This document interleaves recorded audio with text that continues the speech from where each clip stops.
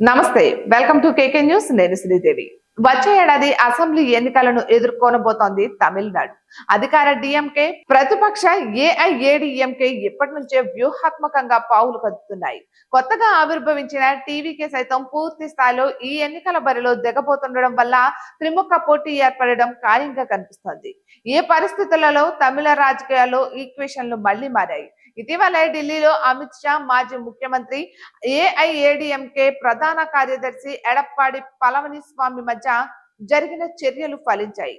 ఏఐఏడీఎంకేతో పొత్తు పెట్టుకుంది భారతీయ జనతా పార్టీ. ఈ విషయాన్ని అధికారికంగా ప్రకటించింది. ఏపీఎస్ ఢిల్లీ పర్యటనకు ముందు అన్నాడీఎంకే, బీజేపీ మధ్య రాష్ట్ర స్థాయిలో చర్చలు జరిగాయి. బీజేపీ సానుకూల సంకేతాలను కూడా పంపించింది. బీజేపీతో పొత్తు పెట్టుకోవడానికి వ్యక్తిగతంగా ఈపీఎస్ కు ఇష్టం లేకపోయినప్పటికీ రాజకీయ మనుగడ కోసం తప్పనిసరి పరిస్థితులు, బీజేపీ హైకమాండ్ నుండి వస్తున్న ఒత్తిళ్ల కారణంగా పళనిస్వామి తమ మనసును మార్చుకున్నట్లుగా చెబుతున్నారు.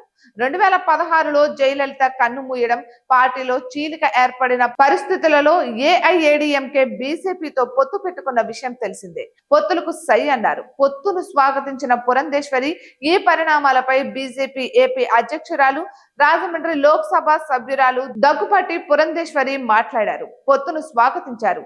ఈ విషయంలో పార్టీ అధిష్టానం తీసుకునే నిర్ణయాలే శిరోధార్యమని వ్యాఖ్యానించారు.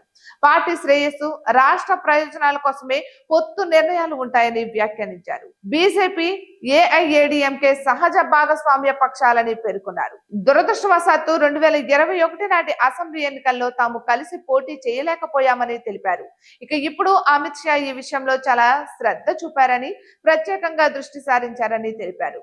వచ్చే ఎన్నికల్లో డిఎంకేకు ఓటమి తప్పదని, అక్కడ బీజేపీ, ఏఐఏడీఎంకే సారథ్యంలో ప్రభుత్వం ఏర్పాటవుతుందంటూ ధీమా వ్యక్తం చేశారు పురంధేశ్వరి. ఇటువంటి మరెన్నో వీడియోస్ కోసం కేకే న్యూస్ తెలుగు ఛానల్ ని సబ్స్క్రైబ్ చేసుకోండి.